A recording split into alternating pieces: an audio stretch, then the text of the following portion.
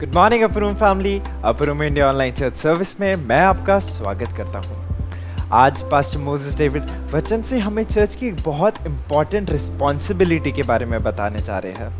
ये रिस्पॉन्सिबिलिटी कहीं ना कहीं इस नए दौर में हम खोने लगे हैं, हम इसे निगलेक्ट करने लगे हैं।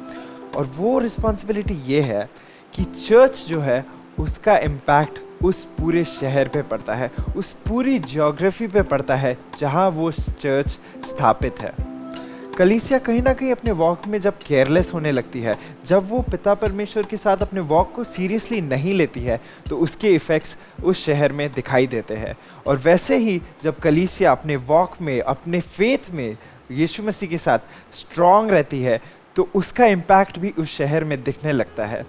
आज पास्टर मोसेस डेविड हमें वचन से ये सिखाने जा रहे हैं कि कैसे कलीसिया अपने वॉक को यीशु मसीह के साथ स्ट्रॉन्ग करने के द्वारा अपने शहर को बदल सकती है। लेकिन इससे पहले हम इस वचन को सुने, आइए हम आराधना करें। Lord, I offer my life to you. Everything I've been through, use it for your glory. Lord, I offer my days to you, lifting my praise to you as a pleasing sacrifice. Lord, I offer you my life.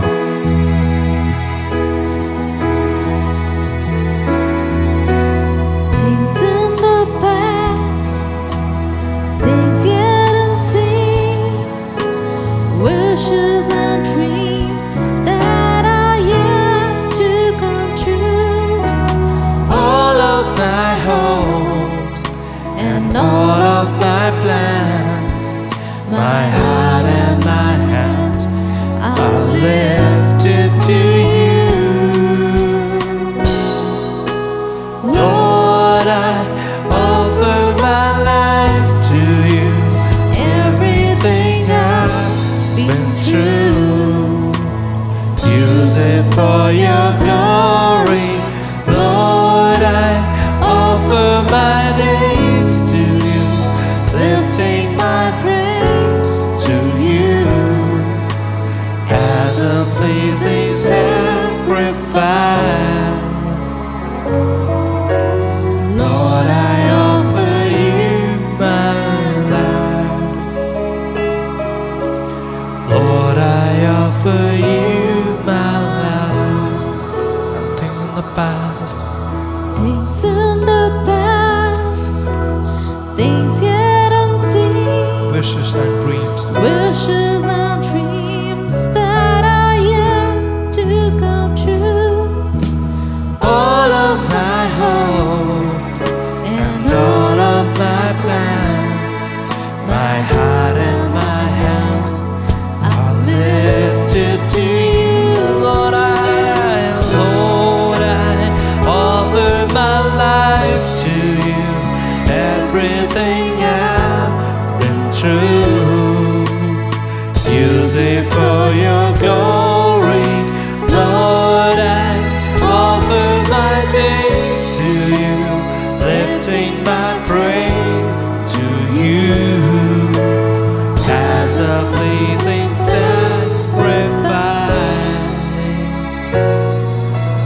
Lord, I offer you my life As a pleasing sacrifice, Lord, I offer you. my life. Hi praise the lord. प्रभु यीशु मसीह के नाम में मैं pastor Moses आपका स्वागत करता हूं। आज जिस मुद्दे को लेकर मैं आपसे बात करने जा रहा वो है डेंजर्स ऑफ केयरलेसनेस। हमें बड़ा ध्यान देना है प्यारो। हम ऐसे दिनों में हैं जब दुनिया हमारी ओर देख रही है। हम ऐसे दिनों में हैं जब संसार हमको देखकर या तो सीखेगा या तो उठेगा या हमारे कारण संसार गिर जाएगा। याद रखो, हम वे लोग हैं जिसका प्रभाव दुनिया पर पड़ता है, क्योंकि हम चुने हुए लोग हैं, हम परमेश्वर की कलीसिया है, हम प्रभु के दुल्हन हैं। याद रखो, जब भी परमेश्वर संसार को आशीष देना चाहता है, वो चर्च को as a channel of blessing बनाता है। चर्च वो है जिसमें से होकर प्रभु की आशीषें, परमेश्वर के प्लान, महान योजनाएं, हेवनली रिसोर्सेस बहते हैं दुनिया में। हम वे हैं जिसके कारण संसार आशीष को पाता है। हमारी प्रार्थनाओं की कटनी संसार काटता है। हम महत्वपूर्ण लोग हैं, इसलिए हम केयरलेस लाइफ नहीं जी सकते। हम दुनियावी रीति पर चलकर स्लो लाइफ उनके तरह जीवन नहीं जी सकते। हमारा केयरफुल लाइफ जीना हमारे लिए और संसार के लिए आशीष का कारण ठहरता है। कुछ बातें आज परमेश्वर के वचन में से हम देखते हुए आगे बढ़ेंगे, और मेरी बड़ी इच्छा है इस वचन को सुनते समय परमेश्वर का आत्मा हमारे चर्चेस में हम लोगों पर हमारी मदद करे कि हम देख सके हम कैसा लाइफ जी रहे हैं। जो शास्त्र भाग मैंने चुना है वो मिलता है लूका रचित सुसमाचार, इसका 19वां अध्याय। लूका 19वां अध्याय 41 वचन से हम पढ़ेंगे। मगर 41 वचन के पहले जब आप 28 वर्ष से पढ़ते हैं तो यीशु यरूशलेम में आया, हम जानते हैं। और अब जब यीशु यरूशलेम में आया, लोगों को पहले से खबर पता चल गई थी। जब वो बैतनी में था और बैतफेगा के बीच में था, तो लोगों को पहले से खबर पता चल गई। तो लोगों ने खजूर की डालियां ले लिया हाथ में, और बाइबल का वचन है कहता है वे अपने कपड़े भी निकाल लिए। यीशु मसीह ने अपने 2 चेलों को आगे भेजा और एक गधे के बच्चे को, जिसके ऊपर कभी कोई बैठा नहीं था, छुड़ा के लेकर आया गया।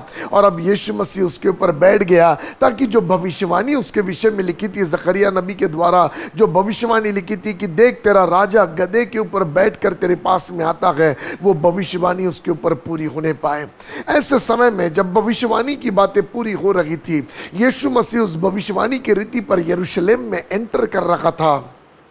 तब लोग आए, खजूर की डालियां डालने लगे, अपने कपड़े निकाल कर डालने लगे, होसाना के गीत गाने लगे, यरूशलेम में उसको लेकर घूमने लगे। क्योंकि अब ना लोगों ने देखा था ये तो अद्भुत अजायब काम करता है, मरे हुए लाजर को जिला दिया। लोग उसके दीवाने हो गए थे, ऐसे अद्भुत काम करता। और वे जान गए ये दाऊद के घराने का बेटा है। उन्होंने मन में सोच लिया, वो कहने लगे नासरत का प्रॉफिट अद्भुत अद्भुत काम करता है। नाना प्रकार के बातों को लेकर लोग उसके नारे लगा रहे थे, होसाना के गीत गा रहे थे।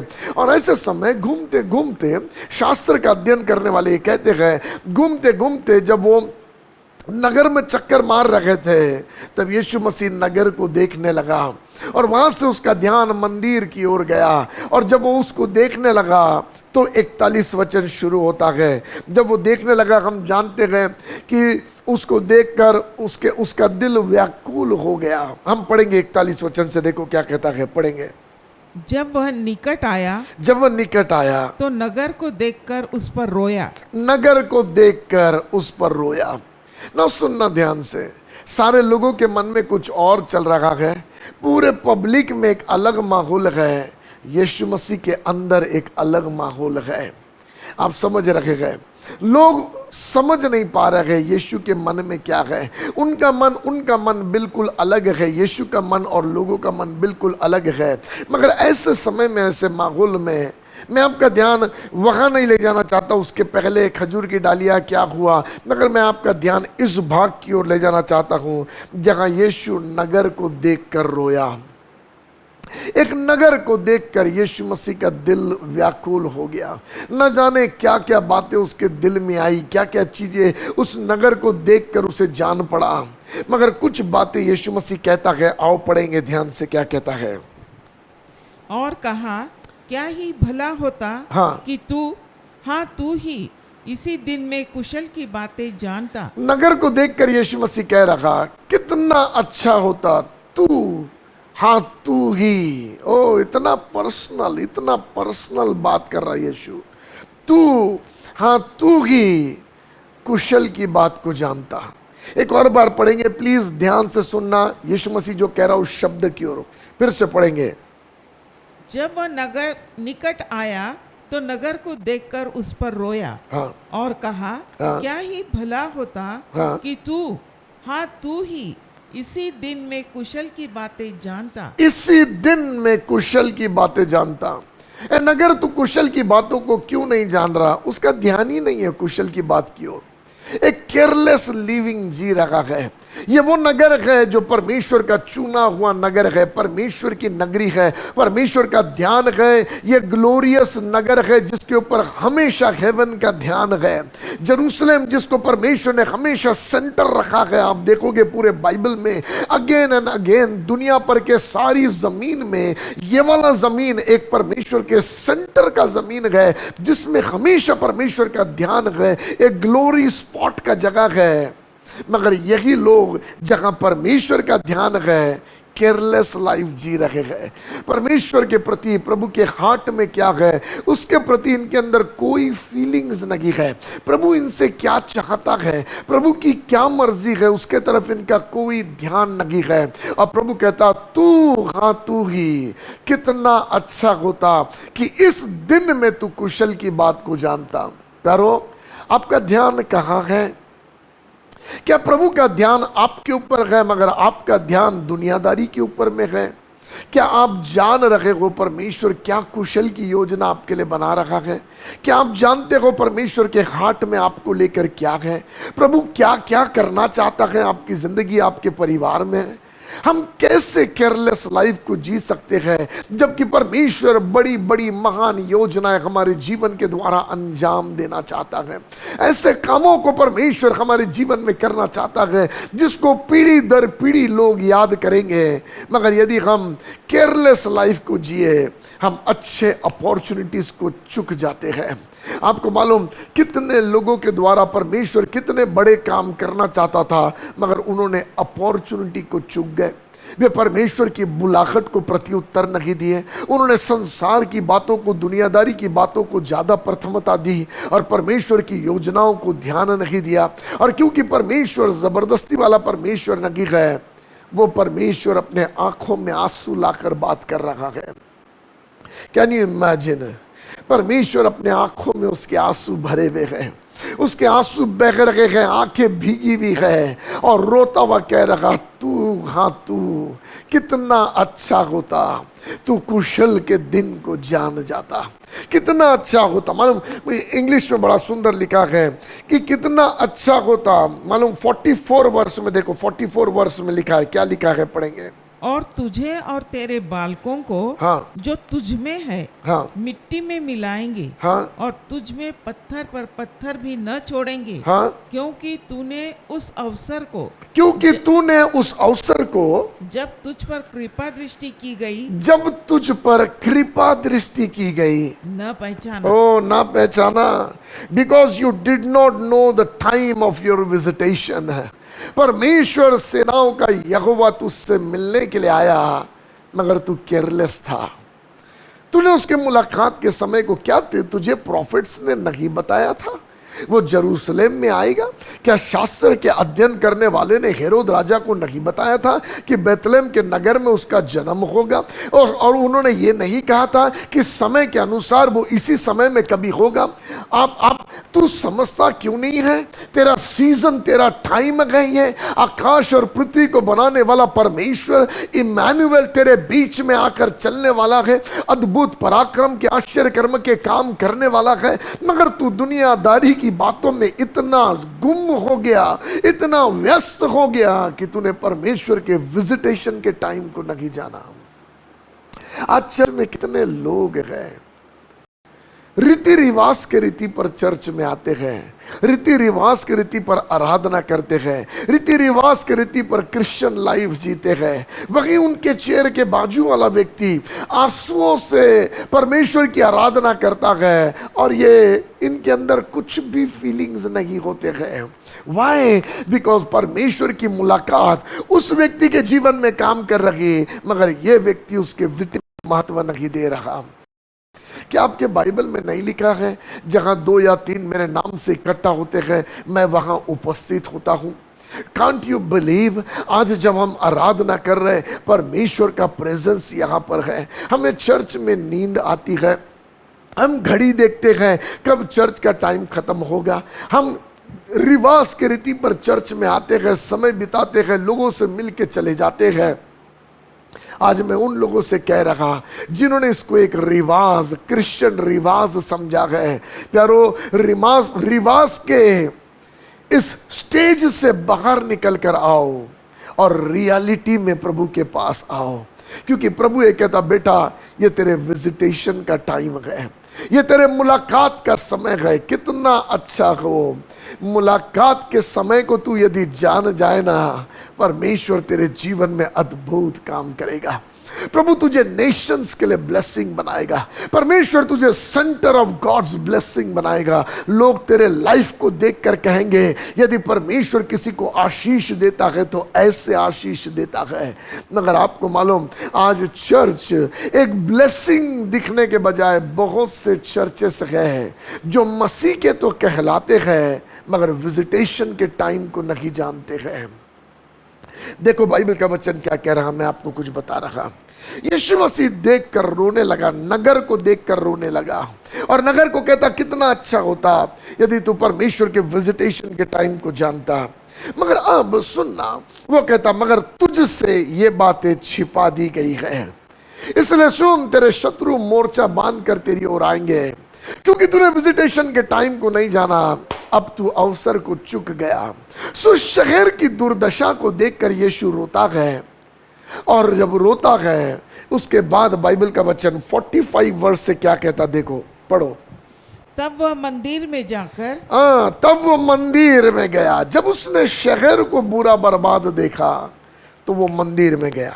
देखो, हाँ, तब वह मंदिर में जाकर बेचने वालों को बाहर निकालने लगा, हाँ, और उनसे कहा, लिखा है मेरा घर प्रार्थना का घर होगा, हाँ, परंतु तुमने उसे डाकुओं की खो बना दिया। देखो क्या कह रहा यीशु मसीह। मैंने कहा जीसस, जब आपने शहर को बदतर दशा में देखा तो आप शहर को साफ करने नहीं गए, आप चर्च को साफ करने गए, आप मंदिर को साफ करने गए। और पवित्र आत्मा मुझे दिखाने लगा कि there is a connection between church and city. पवित्र आत्मा आपकी मदद करे। कलीसिया, मसीह की दुल्हन और शहर के बीच में कनेक्शन है। जो चर्च में होता है उसका प्रभाव शहर पर पड़ता है। इसलिए परमेश्वर ने देखा शहर जो है वो बिगड़ा हुआ है, यीशु ने देखा, वो शहर को देखकर रोने लगा, और तब यीशु मसीह मंदिर में आया और मंदिर को साफ करना शुरू किया।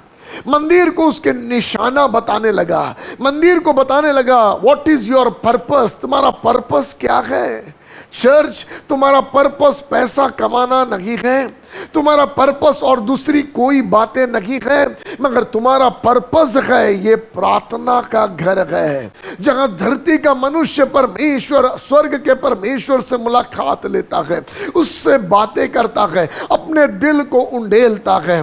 परमेश्वर ने कहा, ध्यान से सुनना, प्रभु ने कहा चर्च के लोगों को, तुमको चर्च में प्रार्थना करना है। किसके लिए प्रार्थना करना है? अपने आप के लिए प्रार्थना करना है, याजकों के लिए प्रार्थना करना है, चर्च के लिए प्रार्थना करना है, संसार के लिए प्रार्थना करना है, नगरों के लिए प्रार्थना करना है। क्या आपके बाइबल में नहीं लिखा है कि परमेश्वर ने एक व्यक्ति को खोजना चाहा जो नगर के फाटक पे प्रार्थना करेगा और परमेश्वर नगर के पापों को क्षमा कर देगा? चर्च, हमें प्रार्थना की जिम्मेदारी दी गई है। बाइबल का वचन कहता है अपने नगर के लिए प्रार्थना करके उसकी उन्नति हो, क्योंकि उसकी उन्नति में तेरी भी उन्नति हो जाएगी। There is a connection between church, और चर्च की प्रार्थना और शहर की उन्नति के बीच में कनेक्शन है। इसलिए यीशु मसीह ने जब देखा शहर बदतर हाल में है, उसने जान लिया ये बदतर हाल में इसलिए है क्योंकि चर्च बदतर हाल में है। ना सुनना, मैं चर्च का अपमान करने के लिए प्रीच नहीं कर रहा, मगर मैं चाहता इन लास्ट डेज में चर्च केयरलेसनेस से निकलकर केयरफुलनेस में आ जाए, हम चौकन्ना हो जाए। हमारा प्रभाव दुनिया पर पड़ता है। संसार में कितनी भी अफरा-तफरी चल रही हो, वे बदल जाएगी यदि चर्च बदल जाएगा, यदि चर्च राइट हो जाएगा। इसलिए यीशु मसीह ने शहर को सुधारने के लिए चर्च में काम बिगिन किया। वो गया सिनागोग में, मंदिर में, और मंदिर में जाकर ना काम करना बिगिन किया। क्या किया? सारे बिजनेस करने वालों को बाहर निकाला। इसका मतलब क्या कर रहा मालूम? यीशु खुद का फायदा, खुद के मन के चलाए करने वाली बातें, अपने मन से चर्च को इस्तेमाल करना, सारी बातों को यीशु बाहर निकाला और बोला सुनो, तुम्हारा दिमाग इधर नहीं चलाना, तुम्हारे समझ के चलाए चर्च में काम नहीं करना, एक ही काम करना, जो लिखा है चर्च के विषय में वही करना। क्या लिखा है चर्च के विषय में? ये प्रार्थना का घर कहलाएगा। Make it a place of prayer. ये प्रार्थना का जगह हो। शहर के पाप क्षमा करने के लिए हमें प्रार्थना करने की जिम्मेदारी दी गई। शहर के अधर्म अपराधों के लिए हम प्रार्थना करेंगे। चर्च, यदि हम प्रार्थना करेंगे, क्राइम शहर में होना बंद होगा। हम प्रार्थना करेंगे, जवान बेटे बेटियों को चुराने वाले चुराना बंद कर देंगे। हम प्रार्थना करेंगे, नशे में बर्बाद होने वाले जवान बचने लगेंगे। हम प्रार्थना करेंगे, शहर पर रूल करने वाले दुष्ट आत्माएं छोड़कर भागेगी। क्योंकि जब चर्च घुटने पर आकर प्रार्थना करता है, हेवनली सेना, स्वर्गीय सेना उतर कर आती है और चर्च के बिहाफ में काम करती है। डोंट यू नो, जब डैनियल प्रार्थना करने लगा, बाइबल का वचन कहता है डैनियल प्रार्थना करने लगा तो हेवनली रेलम में बैटल होने लगा। जब हम प्रार्थना करते हैं तो नगरों पर राज्य करने वाले दुष्ट आत्माएं और परमेश्वर के दूतों के बीच में युद्ध होता है। और मैं आपको बताऊं, जब हम प्रार्थना में लगे रहते हैं, नगर पर गलत तरीके से राज्य करने वाले दुष्ट आत्माएं हार कर भागते हैं और हेवन जय पाता है।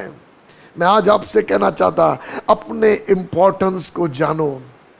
आप वो हो, जब आप प्रार्थना करते हो तो आप चाबी से ताला खोलते हो हेवनली बहाव को पृथ्वी पर गिरने के लिए, पृथ्वी पर रिलीज होने के लिए। जब आप प्रार्थना करते हो आशीष बहकर आती है। जब हम प्रार्थना करते हैं जमीन पर बारिश आती है। जब हम प्रार्थना करते हैं तो सारे पेड़ पौधे फलवंत होते हैं। मालूम क्यों? क्योंकि परमेश्वर हमारी दुआओं को सुनकर आशीष देता है। हम साधारण लोग नहीं हैं। जब हम प्रार्थना करते हैं सामर्थ बहती है।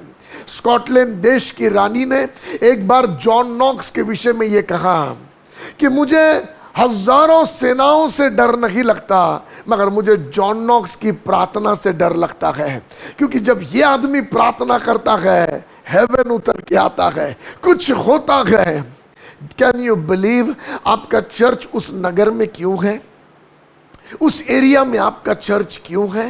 क्या आप बिलीव कर सकते? उस पिछड़े जगह में जहां कोई नहीं जाता, परमेश्वर ने आपको अनुग्रह क्यों दिया कि एक मंडली की स्थापना आप करें, एक घर में बैठकर आप प्रार्थना करें? इसलिए क्योंकि वो चर्च को प्रभु as a channel of blessing उस सिटी को बदलने के लिए बनाना चाहता है, उस शहर को बदलने के लिए बनाना चाहता है। मैं आज आपसे कहना चाहता हूं, कब चीजें उलट पलट होने लगी? कब आप बाइबल में पढ़ते हो कि वे आए और शहर को उलट पलट कर दिए? कब मालूम? जब चर्च की स्थापना पेंतिकुस के दिन पर हुई, कलीसिया आ गई और चर्च लव लगाकर प्रार्थना करना शुरू किया, तब उसके बाद लिखा है नगर उलट पलट होने लगे। लोग चेलों के विषय में, चर्च के विश्वासियों के विषय में कहने लगे, ये संसार को उलट पलट करने वाले लोग कहां से आ गए? मैं आपसे कहता, नगर उलट पलट हो जाएंगे, दुष्ट की योजनाएं असफल होगी, अशुद्ध आत्मा की सारी कल्पनाएं निष्फल होगी, जब चर्च सही फोकस में आ जाएगा। आपको मालूम, शैतान को मालूम है मुझे शहर पे राज्य करने के लिए, मुझे शहर में कुछ करने की जरूरत नहीं। मुझे चर्च के लोगों में यदि मैंने कुछ कर दिया और वे मेरे चलाए चलने लगे, तो शहर पर दुष्ट आसानी से राज्य करेगा। हम बड़ी इच्छा करते, प्रभु शहर को बदल दे, और प्रभु हम प्रार्थना करते अधिकारियों को बदल दे, प्रभु हम प्रार्थना करते कि लॉर्ड पिताजी हमारे शहर को बदल दे। प्रभु कहता, बेटा वो शहर को बदलने के लिए मुझे तुझे बदलना पड़ेगा, मुझे तेरे अंदर काम करने पड़ेगा। और यदि हम अपने अंदर प्रभु को काम करने देंगे, यदि चर्च अनुमति देगा प्रभु को काम करने के लिए, और चर्च के राइट काम में चर्च आकर खड़ा हो जाएगा, मैं आपको गारंटी देता, नेशंस विल चेंज। किसके लिए लिखा है बाइबल में? धर्मियों के लिए लिखा है, यदि वे मांगेंगे तो मैं उन्हें देश देश दे दूंगा। क्या मतलब है इसका? इसका मतलब जब हम प्रार्थना करेंगे परमेश्वर हमें देश दे देगा, शैतान के हाथ से छुड़ाकर प्रभु देश दे देगा। ये परमेश्वर का वादा है, उसके वचन है, उसके प्रॉमिसेस है। मगर आपको मालूम, हमारे केयरलेसनेस के कारण दुष्ट की मनमानी और दुष्ट की योजनाएं संसार में सफल होती चली जा रही है। शैतानवादी चर्च की योजनाएं सफल हो रही है, चर्च की योजनाएं निष्फल हो रही है, क्योंकि चर्च केयरलेस लाइफ को जी रहे हैं। पवित्र आत्मा उन कलीसियाओं के लिए मैं धन्यवाद देता हूं जो ईमानदारी से सेवा कर रहे हैं। क्यों लास्ट डेज के एक चर्च को प्रभु कहता है तुझ में कुछ थोड़े रह गए, बाकी सब तो यूं ही केयरलेस लाइफ जी रहे हैं, मगर तुझ में कुछ थोड़े रह गए हैं जो पकड़ के रखे गए। मैं कहता हूं तुम थामे रहो, कहीं ऐसा ना हो मैं दिया हटा दूं। मैं आज कहना चाहता, चर्च हमें रिपेंट करके, हमें पश्चाताप करके प्रेयर लाइफ में फिर से आने की जरूरत है। हम शहर के बदलने के लिए प्रार्थना कर रहे हैं, प्रभु चर्च में एंटर कर रहा है कलीसिया को सुधारने के लिए। मैं आपको कुछ नमूने बताना चाहता, आप मेरे साथ खोलिए इजकेल की किताब, इजकेल इसका 8वां अध्याय, इजकेल 8वां अध्याय, पहले कुछ वचन से पढ़ेंगे। पढ़िए मेरे साथ में, देखो क्या लिखा है। फिर 6वें वर्ष के 6वें महीने के 5वें दिन को, जब मैं अपने घर में बैठा था और यहूदियों के पुरनिये मेरे सामने बैठे थे, तब प्रभु यहोवा की शक्ति वही मुझ पर प्रकट हुई। तब मैंने देखा कि आग का सा एक रूप दिखाई देता है, उसकी कमर से नीचे की ओर आग है और उसकी कमर से ऊपर की ओर झलकाए हुए पीतल की झलक सी कुछ है। उसने हाथ सा कुछ बढ़ाकर मेरे सिर के बाल पकड़े। तब आत्मा ने मुझे पृथ्वी और आकाश के बीच में उठाकर परमेश्वर के दिखाए हुए दर्शनों में यरूशलेम के मंदिर के भीतर आंगन के उस फाटक के पास पहुंचा दिया। सुनो, कहाँ पहुंचाया? मंदिर में पहुंचाया, यरूशलेम के मंदिर में पहुंचाया, जिस नगर को देखकर प्रभु रोया है। सुनो ध्यान से, बाइबल का वचन कहता, फिर उसने मुझे यरूशलेम के मंदिर की तरफ पहुंचाया। ना सुनो मंदिर कैसा है, देखो यरूशलेम के मंदिर में क्या हो रहा है, पढ़ेंगे। आंगन के उस फाटक के पास पहुंचा दिया, जिसका मुंह उत्तर की ओर है, और जिसमें उस जलन उपजाने वाली प्रतिमा का स्थान था। देखो यरूशलेम के मंदिर में किसकी प्रतिमा है? चर्च के अंदर जलन उपजाने वाली मूर्त, जलन उपजाने वाली मूर्त का स्थान है, उसका प्रतिमा है, लिख रखा जलन उपजाने वाली। अरे ये परमेश्वर का भवन है, जिसके विषय में बोला जाता आपसी प्रेम है, जिसके विषय में कहा जाता हम एक दूसरे के अंग हैं, जिसके विषय में कहा जाता बलवंत कमजोर की सहायता करे। मगर बाइबल का वचन कहता है, जब परमेश्वर का आत्मा मुझे उठाकर ले गया और उसने मुझे मंदिर के आंगन का भाग दिखाया, तो मैंने देखा वहां जलन की प्रतिमा है। आप समझ रहे हैं? सुनो ध्यान से, शहर को बर्बाद करने के लिए मंदिर में वो जेलसी का स्पिरिट एंटर करता है। और क्योंकि हम केयरलेस हैं, कौन से स्पिरिट के चलाए हम चल रहे हैं? क्या हम आत्मा के चलाए चल रहे हैं, या हम जेलसी कर रहे हैं एक दूसरे के प्रति? वो ऐसा, अच्छा वो वैसा। हमको पता है, मुझे बहुत एक्सप्लेन करने की जरूरत नहीं कि कब कहाँ कैसे जेलसी एंटर करता है, क्या करता है। मगर बाइबल का वचन कह रहा, ये चर्च में लोग हैं जिनके पास जेलसी का स्पिरिट है। क्या करता होगा ये जेलसी का स्पिरिट? ये जेलसी का स्पिरिट एक दूसरे के अंदर जलन को उपजाता है, एक दूसरे के प्रति जलन को पैदा करता है। आगे पढ़ेंगे, देखो क्या कह रहा। जिसमें उस जलन उपजाने वाली आत्मा प्रतिमा का स्थान था, जिसके कारण द्वेष उपजता है। देखो क्या लिखा है, जलन उपजाने वाली आत्मा क्या करती है? द्वेष को उत्पन्न करती है, कड़वाहट एक दूसरे के प्रति उत्पन्न करती है। और ये कहां पे हो रहा मालूम? चर्च के अंदर हो रहा है। मैं दुनिया में हो रहा नहीं बता रहा, शहर में हो रहा नहीं बता रहा, this is happening in the church. Church, यदि हम एक दूसरे के प्रति जलन रखेंगे, यदि हम एक दूसरे के प्रति अच्छा व्यवहार नहीं रखेंगे, कैसे हम एक्सपेक्ट करें कि दुनिया में अच्छा व्यवहार लोग करेंगे, क्योंकि हमारा प्रभाव दुनिया पर पड़ता है। हम जेलसी में बढ़ेंगे तो संसार में जलन का आत्मा और प्रभाव में काम करेगा। मगर यदि चर्च जलन के ऊपर जय लेगा, शायद शहर आजाद होगा इन चीजों से। आज मैं आपको इनकरेज करना चाहता हूं, आओ हम प्रार्थना करें, लॉर्ड जेलसी के स्पिरिट के लिए दरवाजा चर्च में बंद हो जाए। प्रभु हम तुझसे प्रार्थना करते हैं लॉर्ड, जेलसी का स्पिरिट चर्चेस में से दूर होने पाए। पवित्र आत्मा हम आपको इनवाइट करते, आप कब्जा लो और जलन के आत्मा को दूर करो लॉर्ड। आपकी प्रार्थना चीजों को बदल के रख देगी। हमें चाहिए कि हम प्रार्थना में लग जाए। प्रभु चर्च पे ऐसे वारों से आप चर्च को बचाओ लॉर्ड। ईर्ष्या, जलन, बैरभाव, डागा, मतवालापन, ये सारे जो शरीर के काम है, ये शरीर के काम के आड़ में ये वाले स्पिरिट्स है जो चर्च पर अटैक करना चाहते हैं, और चर्च पे अटैक करके चर्च को कमजोर करके शहरों पर रूल करना चाहते हैं। चर्च, यदि हम जागरूक रहेंगे, यदि हम प्रार्थना में जागरूक रहेंगे, मैं कहता हम युद्ध में जीतेंगे। और जब हम युद्ध में जलन के स्पिरिट्स को हराएंगे, शहर को हम स्वतंत्र करने का कारण बनेंगे। Can you imagine what a power. एक आदमी नगर के फाटक पे प्रार्थना करता है और नगर के पाप क्षमा होते हैं।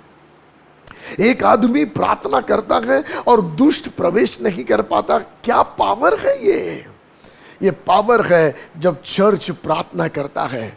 मगर दुष्ट क्या कर रहा मालूम, हमारे प्रेयर लाइफ को इनइफेक्टिव बनाना चाह रहा है, जेलसी के कारण, डाहा को उत्पन्न करके। आप देखो ये चर्च कैसा है। यिर्मयाह इजकेल जिसके विषय में बात कर रहा, ये चर्च देखो कैसा है। एक तरफ जेलसी की प्रतिमा है और दूसरे तरफ क्या है, पढ़ो आगे।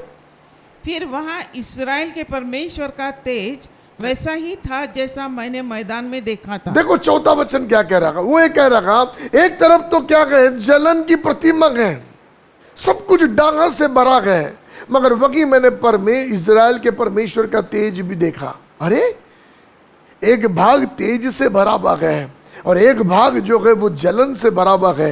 ये क्या कंडीशन है चर्च का, ये क्या लाइफ है चर्च का। कुछ है जो प्रार्थना में जल रहे हैं और कुछ लोग हैं जो जलन में जल रहे हैं। आज प्रभु कलीसिया को साफ करें, आज प्रभु चर्चेस को क्लीन करे। आज प्रभु चर्च की ऐसी दशा को देखकर रोता है और ये कहता मुझे तुझे साफ करने दे। अपने केयरलेसनेस को दूर कर, केयरफुल लाइफ की ओर आ, और यदि तू काम करने देगा शहर बच जाएगा। चर्च शहर के बचने का कारण आप हैं। प्रभु आपको लेकर बचाएगा। एक के बाद एक चीजें यीशु मसीह, एक के बाद एक चीजें परमेश्वर इजकेल को दिखाता गया। बोला इससे भी घृणित दिखाता हूं, फिर इससे भी घृणित दिखाता हूं, इससे भी घृणित दिखाता हूं। बताते बताते 16वें वचन की ओर आता है। इजकेल 8वां अध्याय 16 वचन से पढ़ेंगे, बड़े ध्यान से सुनना। हाँ। तब वह मुझे यहोवा के भवन के भीतरी आंगन में ले गया। हाँ। और वहाँ यहोवा के भवन के द्वार के पास, हाँ। ओसारे और वेदी के बीच कोई 25 पुरुष, हाँ। अपनी पीठ यहोवा के भवन की ओर और अपने मुख पूर्व की ओर किए हुए थे। हाँ। और वे पूर्व दिशा की ओर हाँ। सूर्य को दंडवत कर रहे थे। हाँ। तब उसने मुझसे कहा, हाँ। हे मनुष्य के संतान, हाँ। क्या तूने ये देखा? क्या यहूदा के घराने के लिए घृणित कामों को करना जो वे यहाँ करते हैं छोटी बात है? इन्होंने मुझ बहते झरने को छोड़कर अपने लिए हौद बना लिए हैं। ये वे लोग हैं, ये वे चर्च के लोग हैं जो मेरे तो कहलाते हैं, मगर ये मेरे से हटाकर ध्यान किसी और चीजों पर लगाते हैं। चर्च, जितनी बातों में हमने परमेश्वर की जगह दूसरी चीजों को दे दिया, हमने परमेश्वर को दुखी किया। उन चीजों को परमेश्वर घृणित बातें कहता है। आपको मालूम प्रभु ने क्या कहा? जब आप इसको पढ़ोगे, इजकेल 8वां अध्याय आप घर पे पढ़ना। प्रभु कहता है इधर आ, नगर के दरवाजे में से उस छेद में से देख, दरवाजा तोड़ के अंदर जा और देख क्या है। इजराइल के घरानों ने कितने रेंगने वाले जंतु और अपने कुल देवताओं की तस्वीरों को और उन चीजों को यहोवा के भवन में लगा के रखा है। क्या बताना चाह रहा परमेश्वर है? परमेश्वर ये कह रहा है, सुनो, ये मेरा घर है, प्रार्थना का घर कहलाएगा, ये मेरा घर है। मगर इन लोगों ने बेकार की चीजों को लाकर रख दिया, व्यर्थ बातों को रख दिया, मेरी जगह उसे दे दिया। और क्योंकि आज मेरा मंदिर बिगड़ गया है, इसका प्रभाव कहीं और पड़ रहा है। सुनो ध्यान से जो बात मैं आपसे कह रहा हूं। हर एक वो चीजें जो परमेश्वर प्रभु यीशु मसीह की ओर सेंटर नहीं है, यीशु से हटकर है, थोड़ा सा बाजू में, हर एक वो चीजें घृणित है। चाहे वो लकड़ी का बना हुआ क्रूस क्यों ना हो, यदि आपने यीशु से हटकर क्रूस को महत्व दिया है, वो घृणित है। यदि आपने यीशु से हटकर मरियम या जोसेफ को महत्व दिया है, वो बात घृणित है। यदि आपने परमेश्वर की, क्योंकि परमेश्वर ने कहा ना आकाश में, न पृथ्वी पे, न पृथ्वी के नीचे किसी की मूरत बनाना, मगर यदि आपने यीशु की भी मूरत बना के रखा गया, प्रभु कहता वो घृणित है, क्योंकि मेरा परमेश्वर जिंदा है। और मैं आपको खुल के बोलूंगा, क्योंकि मेरे बाइबल में लिखा है, उनको खुल के बता दे, कोई ये ना कहे हमें किसी ने नहीं बताया था।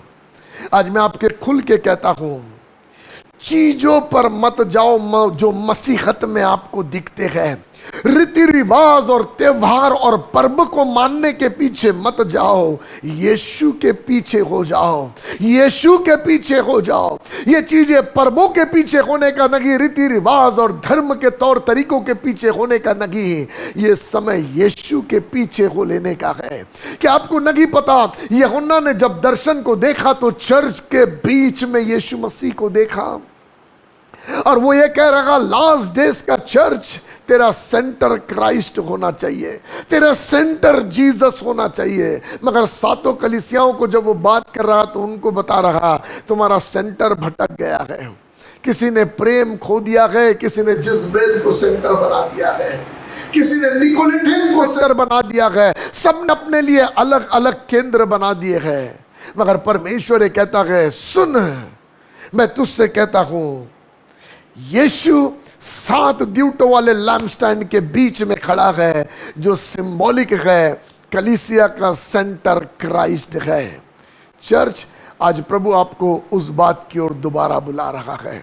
बिकम क्राइस्ट सेंटर्ड, यीशु केंद्रित आप बनो, क्योंकि जब चर्च राइट सेंटर पोजीशन में आएगा, सही जगह पर फोकस होगा, शहर पर उसका असर होगा। देखो 17वां वचन पढ़ो, इजकेल चैप्टर 8 वर्स 17 क्या कहता है? तब उसने मुझसे कहा, हे मनुष्य की संतान, क्या तूने यह देखा? क्या यहूदा के घराने के लिए घृणित कामों का करना जो वे यहाँ करते हैं छोटी बात है? जो वे यहाँ करते हैं, क्या ये छोटी बात है क्या? अच्छा, जो वे यहाँ करते, कहाँ करते हैं? परमेश्वर के भवन में करते हैं। क्या ये छोटी बात है? और अब देखो उसका असर क्या हो रहा, पढ़ो। उन्होंने अपने देश को उपद्रव से भर दिया। उन्होंने अपने देश को उपद्रव से भर दिया। इसका मतलब जो काम वो वहां कर रहे थे, उसका इफेक्ट कहां हो रहा था? देखो, ये वचन का प्रूफ है, जो काम वे वहां कर रहे थे, उसका असर देश के ऊपर में हो रहा था। चर्च, हमारे कामों का असर देश पर होता है। यदि हम लौ लगाकर प्रार्थना करेंगे, असर देश पर होगा। हम खुदा के चरण पर गिड़गिड़ाएंगे, असर देश पर होगा। हम रिश्ते क्लीनली जिएंगे, असर देश पर होगा। यदि चर्च में आपस में प्रॉपर्टी के मसले झगड़े बंद हो जाएंगे, असर देश पर होगा। आज लोग कह रहे हैं एक देश दूसरे देश से प्रॉपर्टी के लिए लड़ाई लड़ रहा है, ये जगह हमारी है, वो जगह हमारी है। कभी आपने देखा ये क्यों हो रहा है? क्योंकि चर्चेस आपस में प्रॉपर्टी के लिए लड़ाई लड़ रहे हैं, आपस में चर्च की प्रॉपर्टियों के झगड़े हो रहे हैं। जो काम कलीसिया में हो रहा, उसका प्रभाव देश पर पड़ रहा। बाइबल का वचन बता रहा, जो घृणित काम ये यहाँ करते हैं, उससे देश उपद्रव से भर गया।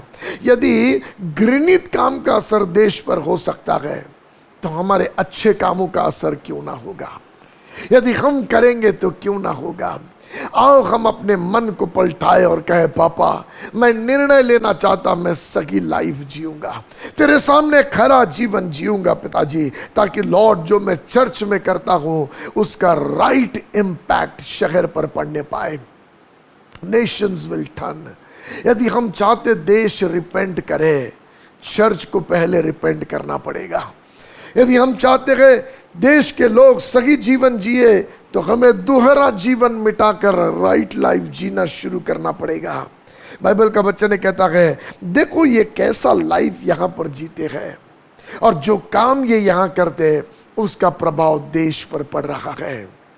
देखो, मैं आपका ध्यान लेकर जाना चाहता, आप मेरे साथ में निकालो दूसरा इतिहास की किताब, दूसरा इतिहास, इसका 7वां अध्याय का 14 वचन। परमेश्वर क्या कहता है? दूसरा इतिहास 7वां अध्याय का 14 वचन पढ़ेंगे। तब यदि मेरी प्रजा के लोग, यदि मेरी प्रजा के लोग जो मेरे कहलाते हैं, जो मेरे कहलाते हैं, दीन होकर प्रार्थना करे, दीन होकर प्रार्थना करे। Everywhere prayer prayer prayer. Church, this is important. आपके पास सब एक्टिविटी के लिए टाइम है, एक साथ खाना खाने आने के लिए टाइम है, एक दूसरे से मिलकर रात रात मजे लेने के लिए टाइम है, मगर प्रार्थना में नींद आती है, प्रार्थना के लिए समय नहीं है। और प्रभु कह रहा, चर्च प्रेयर को रिस्टोर करो। हम उन दिनों में है, लास्ट डेज में, जिन दिनों के विषय में लिखा गया, लोग एक नगर से निकलकर दूसरे नगर में जाएंगे और कहेंगे, आओ हम प्रार्थना के लिए इकट्ठा आए। और जब लोग प्रार्थना ऐसा करने लगेंगे, तो वचन आगे कहता, तब एक पड़ोसी दूसरे पड़ोसी को जाकर यह नहीं करेगा, मन को फिरा ले, क्योंकि हर कोई यहोवा के पीछे हो लेगा। That will be the impact. जब चर्च प्रार्थना में भिड़ जाएगा, तो उसका प्रभाव यह होगा, शहर में लोग पश्चाताप करेंगे, अपना जीवन परमेश्वर को देंगे। क्या आपको नहीं पता, इतिहास गवाह है, जब एक देश के लोगों ने प्रार्थना किया और दूसरे विरोधी देश के लोगों ने स्वप्न में देखकर अपना जीवन यीशु मसीह को दिया और प्रभु के पीछे हो लिए। यदि चर्च राइट पोजीशन में आ जाए, हम अमेजिंग कामों को देखेंगे। देश पर बुरा असर नहीं होगा, मगर बुराई से देश छूट जाएगा। हमारी प्रार्थनाओं की हम कटनी काटेंगे। देखो क्या कहता है, यदि मेरे लोग नम्र हो जाए, आगे दीन होकर प्रार्थना करे, दीन होकर प्रार्थना करे, और मेरे दर्शन के खोजी होकर, और मेरे दर्शन के खोजी हो। मालूम, ये बिजनेस कर, तुमने इसे डाकुओं की खो बना दी। प्रभु कहता है, चर्च को तुमने डाकुओं की खो बना दी। इसको बिजनेस का अड्डा नहीं बनाए, इसे पैसे कमाने का जगह ना बनाए, इसे अपनी लालसाओं के तहत बनाई हुई मूर्तों का जगह ना बनाए, अपने लिए अलग अलग चीजों को ना बना ले। ना ना ना, सुनो, प्रभु कहता, मेरे दर्शन के खोजी हो जाओ। नंबर 1, नम्र होकर प्रार्थना करो। नंबर 2, मेरे दर्शन के खोजी हो जाओ। प्रभु, मैं आपसे मिलने आया, प्रभु मैं आपका दिल जानने आया। ओ पिताजी, मैं आपके सामने अपने दिल को उंडेलना चाहता, और मैं आपके दिल को जानना चाहता हूं। और तब क्या होगा मालूम? आने वाले दिनों में देशों में क्या होगा, प्रभु चर्च को बताएगा। आने वाले दिनों में आपके नगर में क्या होगा, परमेश्वर बताएगा। कौन अधिकारी बनेगा और कौन गिरेगा, परमेश्वर आप पर प्रकट करेगा। चर्च डिक्लेयर करेगा, आगे आने वाले समय में ये अधिकारी होंगे और वो सच होगा। मालूम क्यों? क्योंकि हम प्रार्थना में परमेश्वर को खोजते हैं। भविष्य के विषय में हम लालची लोग नहीं, खुद गर्जियों को खोजने वाले लोग नहीं, मगर हम परमेश्वर को खोजने वाले लोग हैं। देखो क्या कहता है, और आगे पढ़ो। और अपनी बुरी चाल से फिरे, अपनी बुरी चाल से फिर जाए। क्या है बुरी चाल? सेल्फ सेंटर्डनेस, खुद के फायदे के लिए इस्तेमाल करना। बहुत सारी चीजें हैं, बहुत सारी चीजें आप जानते हो, जो आपको यीशु के निशाने से हटाती है और बेकार बातों में ले जाती है।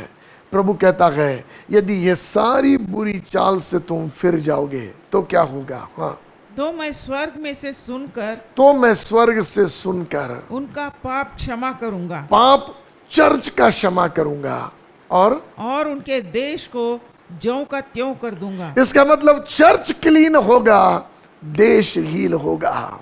आप समझ रहे हैं? इसलिए यीशु मसीह पाम संडे के ये समय में खजूर की डालियां डाली गई, ये सारा चीज हुआ। मगर इस समय में आपको मालूम, प्रभु यीशु मसीह जो है वो नगर को देखकर रोया और चर्च को साफ करने के लिए आया, क्योंकि उसको मालूम है नगर का उद्धार चर्च की सफाई में है।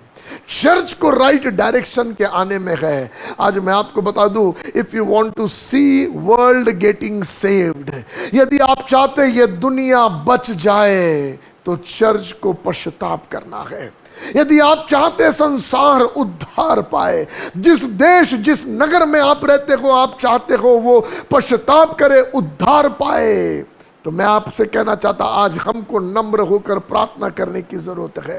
हमें परमेश्वर को खोजने की जरूरत है। अपने फायदे को दूर करके परमेश्वर की मर्जी को जानने की जरूरत है। अपने शहर अपने नगर के लोगों के लिए गिड़गिड़ाने की जरूरत है। अपने शहर के जवान बेटे बेटियों के लिए आंसू बहाने की जरूरत है। कहां गए चर्च के वे प्रार्थना योद्धाएं जो आंसू बहाना जानते हैं जवान बेटे बेटियों के लिए? कहां हैं वे प्रार्थना योद्धाएं जो टूटे हुए परिवारों को जुड़ने के लिए आंसुओं से प्रार्थना करते हैं? क्यों रोग बीमारियां सारी प्रकार की परिस्थितियां शैतानी शक्तियां जादू टोना तंत्र मंत्र मैली विद्याएं परिवारों पर हावी होती चली जा रही है? क्यों शहर में परिवार तबाह हो रहे हैं? क्यों जवान लड़के गलत मार्ग में सफल होते चले जा रहे गए और चर्च निष्फल हो रहा? इसलिए क्योंकि चर्च सेंटर को छोड़ दिया है। यरूशलेम ने सेंटर को छोड़ दिया, क्योंकि यरूशलेम के चर्च ने क्राइस्ट पर से फोकस हटा दिया। मतलब इजकेल का जो भाग हमने पढ़ा वहां पर लोग क्या कहते थे? परमेश्वर हमको नहीं देखता इसलिए हम जो चाहे वो करेंगे। कहीं ऐसी दशा तो हमारी नहीं कि हमको लग रहा कोई नहीं देखता है। वे लोग जो चर्च की प्रॉपर्टियां बेचते उनको लगता कोई नहीं देख रहा, कोई है जो देख रहा है और देख कर ना उसके आंखों में आंसू है, वो रो रहा है, क्योंकि वो तो नगर को दुनिया को बचाना चाहता है मगर जिसके द्वारा बचाना चाहता वो साथ नहीं दे रहा, वो गलत कामों में भिड़ा हुआ है। मगर आज यीशु अपने वचनों को भेजकर कलीसियाओं को धोना चाहता है, वचन के स्नान से चर्चेस को क्लीन करना चाहता है। चर्च में कहना चाहता प्लीज आओ, हमारा शहर हमारी ओर देख रहा। क्या आपके बाइबल में नहीं लिखा है पृथ्वी आशा भरी दृष्टि से परमेश्वर के पुत्रों की ओर ताक रही है? पृथ्वी कर्रा कर परमेश्वर के पुत्रों के प्रकट होने की राह देख रही। कौन है परमेश्वर के पुत्र? उसकी कलीसिया, उसकी देह, उसकी चुनी हुई प्रजा। ये संसार कर्रा रखा गया छूटने के लिए और उसका छुटकारा आपके हाथ में है। मगर यदि आप निशाने से भटके रहोगे तो शहर बर्बाद होंगे, गांव बर्बाद होंगे। मगर यदि कलीसिया निशाने पर चलती रहेगी शहर बच जाएंगे। उलट पुलट होंगे, नगर बच जाएंगे। एक चर्च का योद्धा निकलेगा और समरिया जैसा शहर बच जाएगा। एक चर्च का मालूम आपको ऊपर की अटारी में का एक जन इंडिया में आया था, थोमा, इंडिया को बदल दिया, पलटा दिया। क्या कहना चाह रहा मैं आपको? What kind of person you are? आप परमेश्वर को दुख देने वाले लोग हैं या आप परमेश्वर के प्लान के सेंटर में जीने वाले लोग हैं, ताकि प्रभु आपको लेकर आपके नगर और आपके शहर को बचा ले। आज मैं आपसे कहना चाहता, are you willing to wipe away the tears of Christ? क्या आप यीशु के आंसुओं को पोंछने के लिए तैयार हैं? जहां आप ये कहे जीसस लॉर्ड, जब तू भवन में आया है तू रोना बंद कर दे लॉर्ड और ले मेरा इस्तेमाल कर। मैं तेरे विल को सबमिट करता हूं। आज तक केयरलेस लाइफ जीता रहा मगर आज लॉर्ड मैं केयरफुल लाइफ जीऊंगा। मैं तुझे खुश करने के लिए तेरे प्लान के सेंटर में लाइफ जीऊंगा लॉर्ड। जितने नगर गांव शहर तू मेरे द्वारा जीतना और बचाना चाहता, ले मेरा इस्तेमाल कर लॉर्ड। मैं सबमिट करता हूं। प्रभु को ऐसी दुल्हन, ऐसे कलीसियाओं की जरूरत है जिनको लेकर परमेश्वर महान काम करे। क्या आप वो चर्च बन सकते हैं? क्या आप वो जिसका सेंटर क्राइस्ट है वो चर्च आप बन सकते हैं? आज चुनना आपके हाथ में है। आइए हम प्रार्थना करें। मेरे पापा, जो वचन आपने मुझे दिया लॉर्ड, मैंने अपने तरीके से आपके बच्चों से बात किया। मेरे शब्द किसी को ठेस लगने का कारण ना बने, मगर ये शब्द आपके बच्चों को राइट डायरेक्शन में बढ़ने का कारण बने। केयरलेसनेस से निकलकर केयरफुलनेस में आने पाए, ऐसा होने दो लॉर्ड, ताकि चर्च अंत के दिनों की कलीसिया निशाने की ओर दौड़ने वाली कलीसिया हो और दुष्ट के पंजे से नगर नगर शहर शहर को छीन कर जीत कर बचाने वाली कलीसिया हो लॉर्ड। मैं प्रार्थना करता, आप अनुग्रह करो, इन दिनों में हमारे चर्चेस को क्लीन करो, रिवाइव करो। हर एक वो चीजें जो आपकी ओर से नगी है, जो आपको घृणित लगती है, हमारे मंडलियों में से पवित्र आत्मा के आग से जलाकर खत्म करो लॉर्ड। चर्चेस में से घृणित चीजें खत्म हो जाए और पवित्र चीजें एस्टैब्लिश होने पाए। ये प्रार्थना यीशु आपके नाम से मांगता हूं, आमेन आमेन। प्रभु आपको आशीष दे। मैं आशा करता हूँ कि आज के वचन से आपने आशीष पाई है। अगर आपके पास कोई प्रेयर रिक्वेस्ट है, टेस्टमनीज है या आप किसी भी विषय में काउंसलिंग चाहते हैं तो हमारे कॉन्टैक्ट डिटेल्स आपकी स्क्रीन पर है। If you'd like to become a financial partner or sow a seed, then our account details are also on your screen. अगले हफ्ते आपसे फिर मुलाकात होगी। Till then, stay blessed and stay safe. Bye.